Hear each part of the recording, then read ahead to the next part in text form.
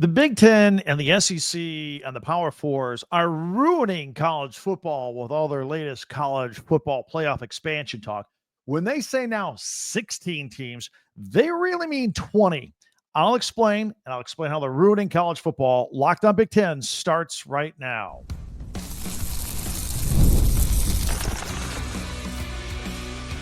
You are Locked On Big Ten, your daily podcast on the Big Ten Conference.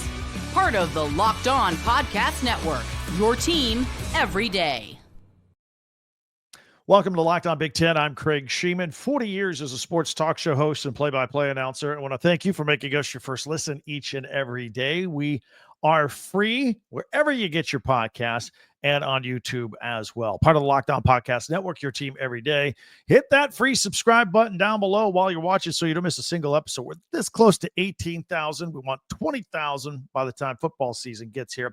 Today's episode is brought to you by Monarch Money. Take control of your finances with Monarch Money. Use the code LOCKEDONCollege at monarchmoney.com for 50% off your first year. So you've heard that we're expanding college football playoffs from 12. There was going to be 14. Now looks like 16 after last week's meeting. I'll explain, but that really means 20, and it's way too much. Plus, we have some recruiting news and Michigan softball. Good job, Big Ten champs. We'll have our top 10 Big Ten observations over the weekend. But the Power Four commissioners gathered in New York last week to discuss how they can ruin college football. I mean, they're just ruining it. I mean, I'm all for Big Ten and domination and even super conferences, but they're going too far. So they actually met to discuss the next college football playoff format for 2026 and beyond. We're locked into this 12-team format that we started last year. We're going to do it again this year in 2025 because it would take a unanimous vote from all Power Fours, Group of Six, Notre Dame to make any changes for this year. Well, it looks like we're far down this road for this year. So we're talking about 2026 and beyond. So Tony Petitti in the Big Ten and Greg Sankey in the SEC, after we're done with this year, they have all the power. All the power. Whatever they say goes.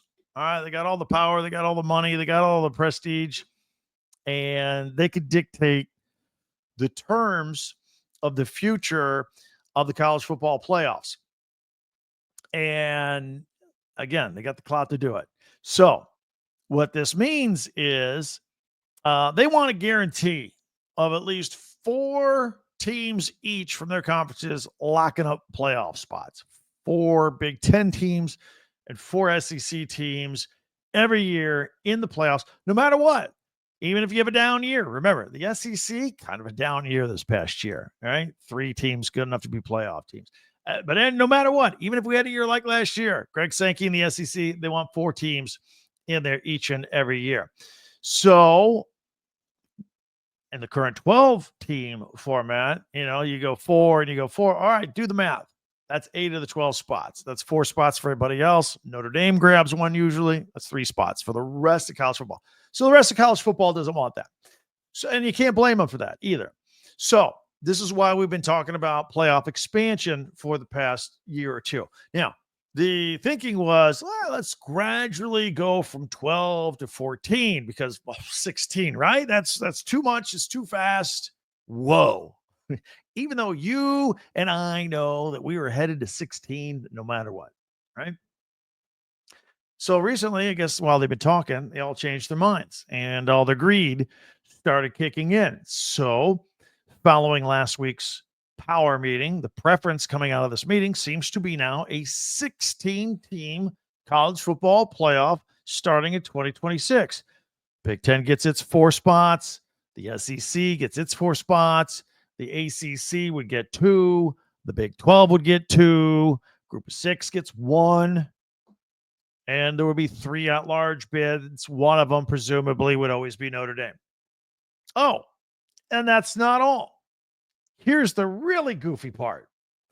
According to Yahoo Sports' Ross Dellinger, they're also all discussing season-ending inter-league play-in games.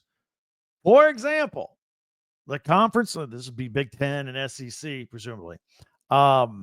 The conference's third and sixth place teams would play each other in a play-in game, and the fourth place and fifth place teams would play each other in a play-in game. Now, we call them play-in games, but they're really playoff games. Like the NBA tries to pull off this nonsense as well. They like to say that they're play-in games between their 10th seed and 9th seed, that they're not playoffs. They're not regular season. They're not playoffs.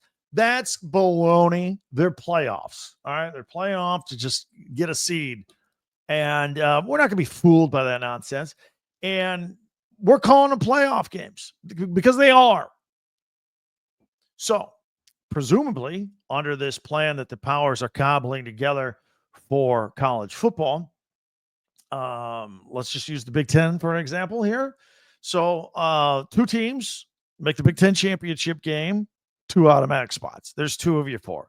Again, I've talked about this before. What's the point of having conference championship games? We've already diluted them. It doesn't matter. We saw a team like Ohio State didn't even need to get into the Big Ten championship game. They just passed everybody off and won a national championship. These championship games are nothing more than seeding now for the playoffs. I mean, what's the point of having these games, really? So then the third place team of the Big Ten would play the sixth place team, and the fourth place team would play the fifth place team. Follow me along here. The winner of those 2 games will get the other 2 automatic qualifying spots. So that's how you get your 4 teams from the Big Ten. The SEC would presumably do the same thing. The Big 12 and the ACC, I don't know what they would do because they don't get as many teams in anyway. So let's just use last year's standings. So last year, Oregon and Penn State made the Big Ten championship game. There's 2 spots. They would have got in under this format that everybody's kicking around now. And the play-in games would have been Indiana versus Iowa, 3 versus 6. And Ohio State would have played Illinois, 4 versus 5. Now, keep in mind, that game would have been the week after the Michigan loss. Who knows what kind of mindset Ohio State would have been in right after that loss. Remember, they had a couple weeks of bye, then they got themselves together, and then they took off, and they were unbeatable. They got to play 6 or 7 days later after that Michigan loss. Who knows what their mindset is, what frame of mind they're in. Maybe, and Illinois is pretty good. Nevertheless, not important here. This is just how it would shake out if we use this format that we're considering. So you got the 2 play-ins. They get the 2. So that's how you get to your 4 teams in the Big Ten. Now, I keep saying the more teams we add to the college football playoffs, the worse college football is in the long run. Look, I have several reasons. I have talked about this numerous times. You everydayers know where I'm coming from. The 14th or the 16th or the 20th ranked team in college football has no chance of winning a college football national championship. So why bother? Why go through this whole charade? Why? They're not winning at all. And the idea of the playoff is to name a champion. Now, the other thing I don't like, we've already diminished the importance of conference championships. We've just covered that because everybody's getting into the playoffs, win or lose in the conference championship game. We've also, there's a third reason. We've diminished the meaning of rivalry week. I mean, not only will Michigan and Ohio State play with a lot less pressure on the outcome because the likelihood is both teams are going to the playoffs almost every year, but there's also the increased likelihood that they'll play again the following week in a Big Ten championship game or one of these stupid play-in games. If we're getting like the top 6 teams into this play-in and or play, you're increasing the chances that Michigan and Ohio State are going to turn around after the rivalry game and play again the next week, whether it be in the Big Ten championship game or one of these stupid play-in games that they're considering. And then they could play again a third time in the playoffs. It's ridiculous. It's killing college football. The one thing that college football had above all other sports is completely getting wiped out here. And it owned Saturdays in the fall. Every weekend was a big deal. Now there's too much cushion. You lose a game, no big deal. We lose another one, no big deal. No pressure. We're probably still getting in the playoffs because they let so many teams in. I don't want college football to be like that. Do you? No, hardliners like me, I go the other way. I want 4 Power 4 conference champions. You play your championship games that mean something. use the conference championships as a playoff game. Win your conference championship game as a Power Four, and you get one of the four playoff spots. That's it. Oh, I can hear it now. What about Notre Dame? I don't care. Get in a conference like everybody else. 4. So you got 8 teams playing in your conference championships, 4 earn playoff spots. That's it. That's a real playoff. That's pressure. That's getting the cream of the crop out there right away. That's what we need to do. Notre Dame, get in a conference or die. I said you want 6. Look, I said earlier, 20 teams in a playoff. So they go to a 16-team playoff, but you got all these play-in games in the Big Ten and the SEC. That's how you come up with 20. You really have 20 playoff teams. Who wants that? That's horrible. Got to stop it. That's how I came up with my number, 20. And you start having the ACC and Big 12 having play-in games. Now you're looking at, 22, 24 playoff teams? Are you kidding me? Stop. Why don't we just have 64 college teams in, just like basketball, or 68? They want to increase that to 96. It's ridiculous. The only original idea they have is expand the number. I'm all for expanding the number into conferences and coming up with the super conferences. I love that idea. But expanding the playoffs with all these teams, forget about it. Definitely would love your comments on it. Hit me up on all that. We still have a lot here we want to cover here. But first, I want to tell you, hit that subscribe button. We're this close to 18,000 subscribers. I want to get to 20,000 by the start of football season. We started with 1,000 less than 2 years ago. Thank you very much. Hit that subscribe button. You'll never miss a single episode. Don't forget to hit our website, talkbig10.com, where all of our podcasts go. Plus, at the bottom, you can buy Big Ten merchandise from your favorite schools across the conference. Get your school spirit ready to go with shirts, T-shirts, and hats, and all that stuff going on there. Also, some things we want to cover here. Recruiting is never far from our topics of conversation. We've got some updates on Oregon and USC. Oregon going up, USC trending down for a change. We'll talk about that. And Michigan softball, congratulations on their championship. And Mike Woodson says goodbye. All that in our top 10 Big Ten observations for the weekend. It's all coming up right here on Locked On Big Ten. You ever check your banking account and go, whoa, where'd that money go? Between dining, online shopping, entertainment, you can lose track. That's where Monarch Money comes in. It's your personal CFO, giving you full visibility and control over your finances.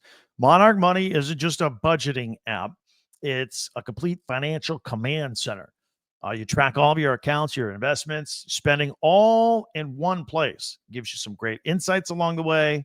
All in one convenience. Bring all your apps together that you pay bills with or keep track. Put it all in one place. And bring in that of your spouse or your partner.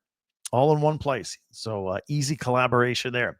Take control of your finances with Monarch Money. Use the code LOCKEDONCollege at monarchmoney.com for 50% off your first year.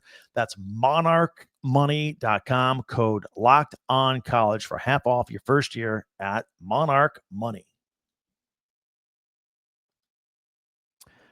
Well, thank you for making Locked On Big Ten your first listen each and every day. We always appreciate that, especially you everydayers out there. Thank you very much. Be sure to hit that subscribe button down below. Share, follow, and like Locked On Big Ten, your team every day. And check out our website, talkbig10.com. All right, so the Oregon Ducks, they are red hot right now, hitting the recruiting trail. They just picked up a 5-star commit from the class of 2026, edge rusher Richard Wesley. This is big news up in the Northwest. Chose the Ducks over USC, Ohio State, and Texas. And according to 24/7's ratings, his commitment pushed the Ducks 2026 class to 14th in the country.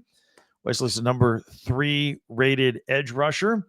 And he was originally going to be class of 2027, but reclassified 2026. So he's coming. And people are already comparing him to Kayvon Thibodeau in size and style. Remains to be seen. As long as we're talking about the class of 2026, the far and away clubhouse leader, of course, is the USC Trojans, that class, number 1 in the country, hands down.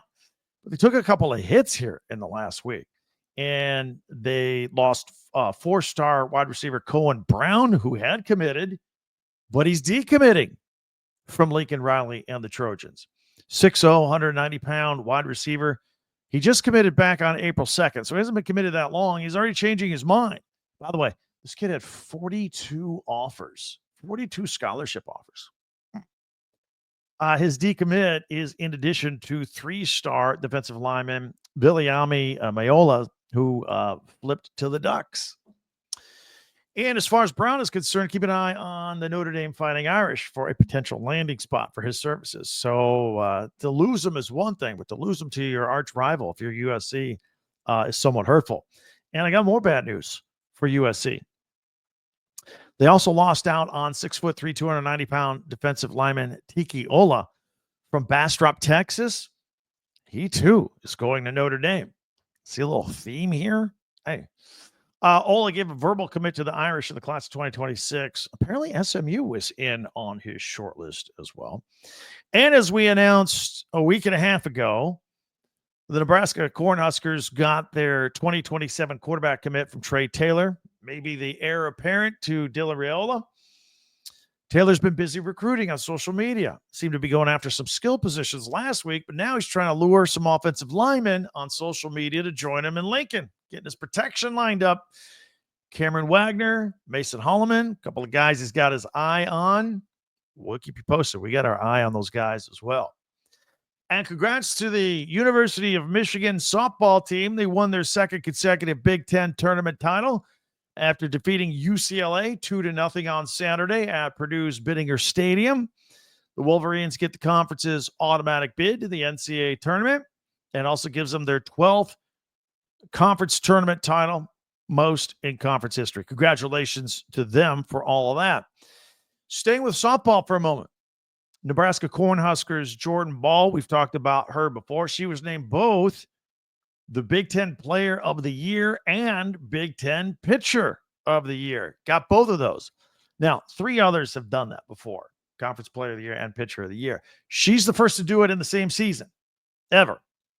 And she's now a 3-time Conference Pitcher of the Year, having done it for 2 years, for two seasons at Oklahoma in the Big 12, and now at Nebraska in the Big 10. Only 6 players in the sport have been 3-time Conference Pitchers of the Year.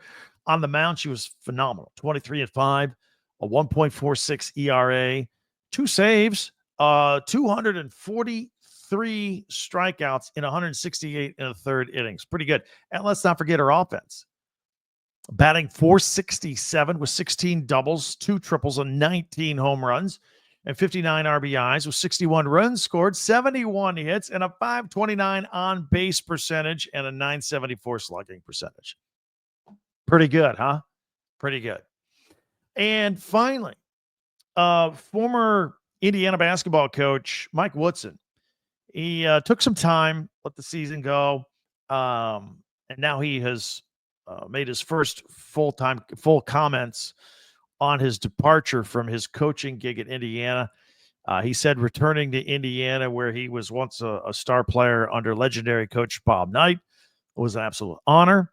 Had a great opportunity to rep his alma mater. Thanked everybody from the fan base to the players to his family. And he was proud to watch his players grow on and off the court. Now, officially, the word is he retired as head coach, stepped down at the end of this past season. And although the Hoosiers had been struggling for a couple of years, didn't make the NCAA tournament, but he's got a new gig already. He is the associate head coach of the Sacramento Kings, going back to the NBA. Other than his time at Indiana, his entire coaching career was in the NBA, so he's going back there. So we wish him well with all of that. We'll love some of your comments on this stuff. Hit us up with the comments on YouTube. If you are new and haven't subscribed yet, we always have a feature at the end of our podcast. We always love these. At the beginning of the week, we do our top 10 Big Ten observations from the weekend. Tuesday, we do Tuesday tweets. Hit us up on Twitter or X at Talk Big Ten. Wednesdays, we find something to power rank. We like to rank stuff. We do it. Thursdays, we look ahead to the Big Ten Network and we pull out some selections of Big Ten classics and live action you might be interested in. Then we make some picks or look at odds on Fridays going into the weekend. So we're coming off the weekend. We'll have our top 10 Big Ten observations. That's coming up next. See if my list matches your list. That's next here on Locked On Big Ten.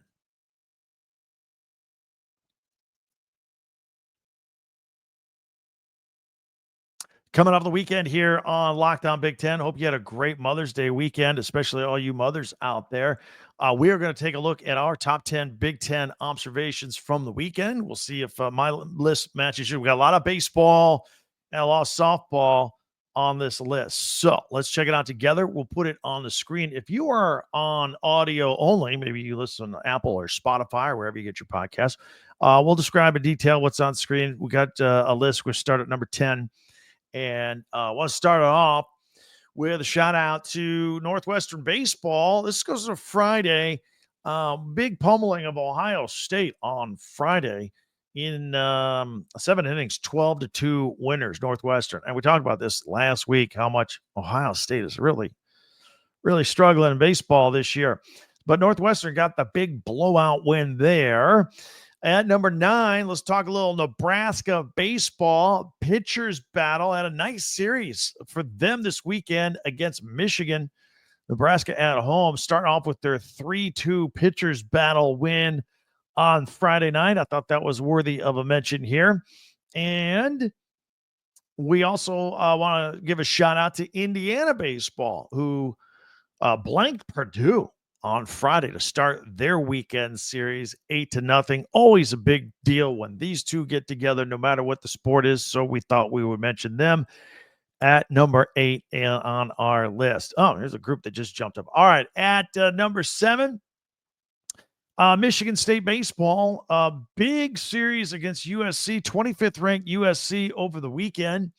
And they started it with Friday with a big 5-0 shutout win. That was impressive. And then they came back on Saturday and got in 8 innings. This exploded to a 10-run win, 15-5. Again, over the 25th rank. And this is good because Michigan State just a couple of weekends ago, they got swept by Michigan, kind of bummed out over that. Then they got take on 25th ranked team in the nation in USC. And a couple quality wins there Friday and Saturday. And as you can see at number 5, UCLA baseball, they're ranked 18th in the country, had a high-scoring thriller, 10-9 win over Illinois on Friday. That was on the Big Ten Network. Maybe you caught that on your Friday night flipping around. And then at number 4, Oregon baseball, number 5 in the country, shutting out Washington. Nice rivalry baseball game on a Friday night with a 5-0 win. So we wanted to mention the Oregon Ducks there. All right, the rest, then we're going to go from baseball to softball because we got to give a shout out to the Michigan Wolverines softball team. What a big weekend they had here. We'll start it off. Let's see, at number 3. There we go. Want to talk about their pitching over the weekend. Michigan softball pitching threw 2 shutouts versus top 10 teams in 3 days, rolling through the Big Ten tournament. Very impressive by them. And in fact, let's get a little more specific here at number 2 with Lauren Durkowski, most outstanding player. She held in the championship game of the Big Ten championship game, held UCLA to 3 hits, 2 walks, 2 strikeouts in 5 innings work for the combined shutout there for the pitching staff. So great job by her. And then number 1 overall, the Michigan softball team with a 2-0 win over 10th ranked UCLA in the Big Ten tournament championship game. 2nd tournament championship in a row for the Lady Wolverines. They get the automatic bid to the NCAA tournament as they all move on. Going to be a lot of Big Ten teams that get NCAA tournament bids, but Michigan locked up the automatic one. So we want to give them a shout out. Those are our top 10 Big Ten observations from the weekend. If we left anything out, shoot me a note. Give me a comment on YouTube. But that's what we do every Monday coming off the weekend. A lot of baseball and a lot of softball here. So pretty cool there. All right, what do you think? Let me know. Always appreciate that. In the meantime, there are many ways for you to reach out to us on Twitter or X at TalkBig10. Also, our website, talkbig10.com. We archive every one of our podcasts on our website, talkbig10.com. That's the number 10. And we put our podcast there in order. You can group them by team. If you scroll down to the bottom, there's a link where you can get Big Ten merchandise from your favorite team. Shirts, t-shirts, hats, all right there for your convenience. Get yourself ready for the 2025 season with a little school spirit. Also, inviting you, if you haven't done it yet, hit that subscribe button down below. It's free. No information required from you. All you gotta do is click that button. Go ahead. Boom. That's it. Go ahead. We're this close to 18,000. Help push us to 18,000. We're trying to get to 20,000 by the start of football season. So we are excited about that. And we also invite you to go back, whether it be through our website or on YouTube, go back and catch an episode. We did a lot on the Michigan and Sharon Moore stories. We did one on Urban Meyer. His little comments were a little controversial this weekend. Go back and catch up on a second episode for a second listen, if you don't mind. And then also share and like and follow. If you can share the word of mouth or just physically share on the website, that's great. Let your friends know. I know you, if you're watching this, you probably know of one other fan, a Big Ten fan, Big Ten alum in your family or your friends. Let them know we're out here every single day because this is the most unique Big Ten podcast in the world. We do the video, we do the audio, same audio. All 18 teams, Big Ten news, Big Ten analysis of that news, and opinion. We never shy away from opinion, mine or yours. So this makes this the most unique Big Ten podcast out there. Tell your friends we're out there every single day. In the meantime, we also have friends out there as well, like Brian Smith, for example. You want to do a second listen with him? Check out his Portal show. All things Portal. Everybody's crazy about the portal. Players transferring in, transferring out. Everybody wants to know what's going on with their teams. He's on it. It's great recruiting mind, by the way, too. But he's got the Portal show, and you can check him out and be the most informed fan out there if you listen to his podcast throughout every day about the college football landscape. Find the Portal on YouTube or wherever you listen to your podcast. As I mentioned earlier today, hope all you moms had a great Mother's Day weekend. Thanks for checking us out here today. As we move on, we'll have all the latest news going on in college football this summer and the portal and all that right here each and every day. Thanks for checking us out. For Locked On Big Ten, I'm Craig Sheeman, and we'll talk to you next time.